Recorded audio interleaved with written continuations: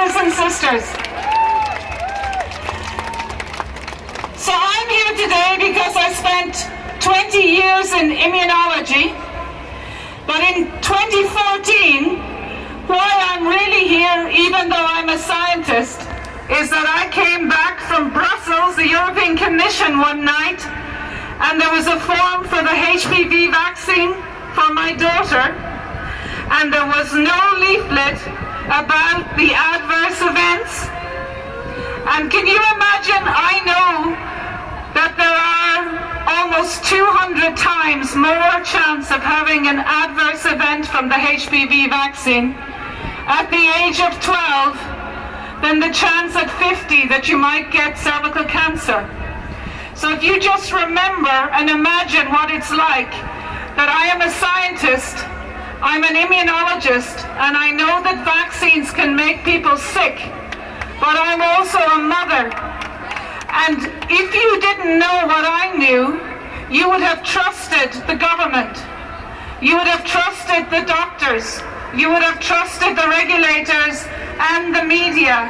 And why we're here today is that I can tell you they have breached that trust. They put out a leaflet to say that vaccines have been safety tested. Have they been safety tested? No! They tell you in a little leaflet the only thing that's going to happen if you get vaccinated is a little swelling. Is that true? No! You can get multiple sclerosis. You can get juvenile arthritis. You can get anaphylactic shock. You can get allergies. And when I've been talking to the parents, there's about 12 different autoimmune diseases you can get, and the girls that get them, they get all of them together. So that we're here, is anyone here a parent? Is anyone here an aunt, an uncle, a cousin? Is anyone here a grandparent, a neighbor? We are here to say that the truth will win out.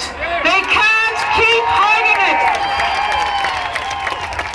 The truth will win out. So what's really going on? I want to say about this coronavirus, I've just finished a report I've been working on for 2 months.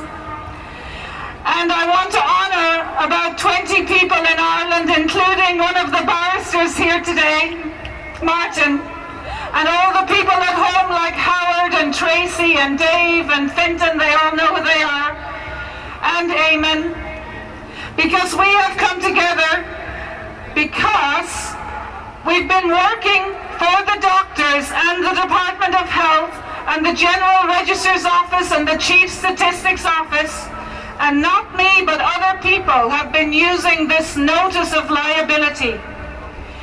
And we were writing to the doctors, Department of Health, and saying, who is signing the death certs? Okay, because to solve this problem, this is a global problem, you have to actually lay the problem down at an actual doctor who is a person, or the minister, or the Prime Minister in Ireland, Micheál Martin, or Boris Johnson.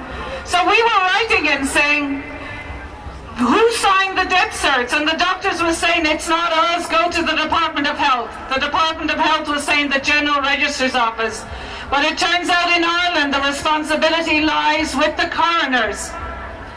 And those coroners, there's an act, and if they don't do an autopsy and they don't do their job and question a diagnosis of COVID-19, the coroners can go to prison. And the crime is malfeasance. And in the UK, it's 10 years in prison. So also, all of you, if you're a parent and your teacher is saying that your child has to be tested for temperature, your child has to wear a mask, your child may have to get a vaccine without permission, then you can actually charge the teacher. You can put a notice of liability this weekend, and if they do it, you can hold them to account. So you can write your own notice of liability or search for one. It's very simple.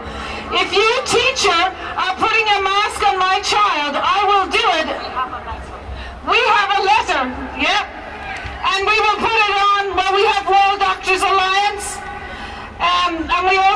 different organizations, but with that letter, what we've done in Ireland, people have written to the coroners, and they were telling us the deaths sadly were 1,700. But we have been writing since May, and now in the last week, the Chief Statistics Office in Ireland has come because we laid the responsibility at their door.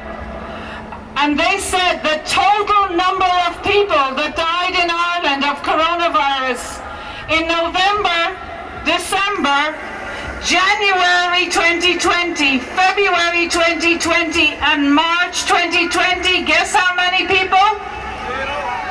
Zero! Zero! Zero! So all of this legislation, this public health emergency that Boris has brought in, and Matt Hancock, and Priti Patel, who's going to call the police if you have 7 people in your back garden, it's all based on a public health emergency. How can you have a public health emergency if 0 people die? 0. And what I would be saying to you is, Ireland and England, Wales and Scotland, we're all in the same region. So in the coronavirus peak is between December and April. If nobody is dying, official statistics, then the legal basis of the public health emergency is not there. End the lockdown.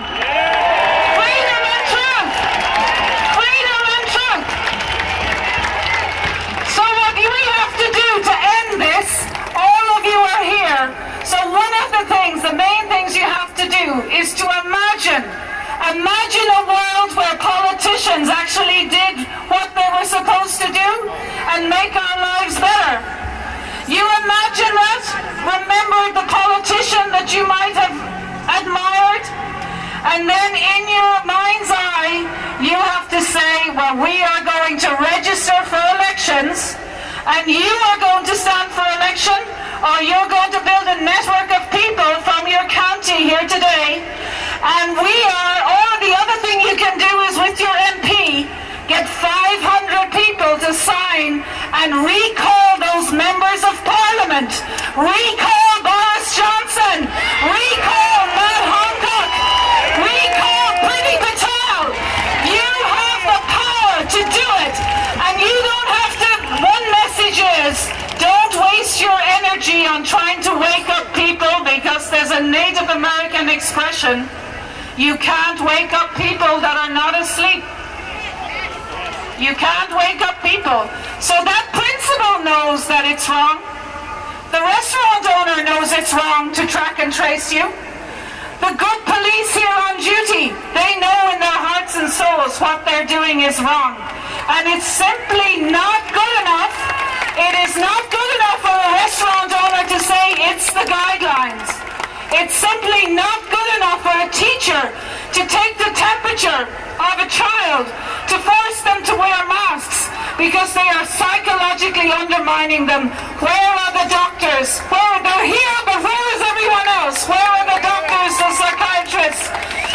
So what you can do, you can write a notice of liability, you can write to your members of Parliament, you can try and get Boris Johnson recalled, Matt Hancock, Priti Patel, because those people are not working for England, for Wales, for Scotland, for Ireland. They're working for themselves. They are betraying you. They are cowards. What they are doing is treason. They are killing people. They are psychologically damaging children. And I am calling again that if they are instigating the lockdown one day more, they have to debate the good doctors and scientists, and we are supported by people we know like Robert Kennedy, Julie Mikovich, Sharon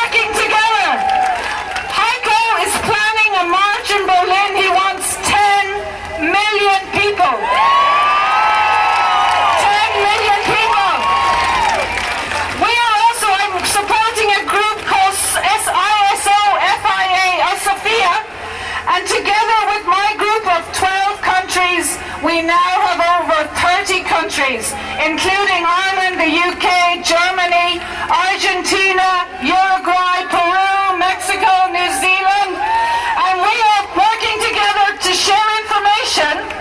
But with Rocco Gelati, with Josefina from Spain, and I hope with Heiko in Germany, we're going to set up an international tribunal, an international court, and we are going to hold people to account.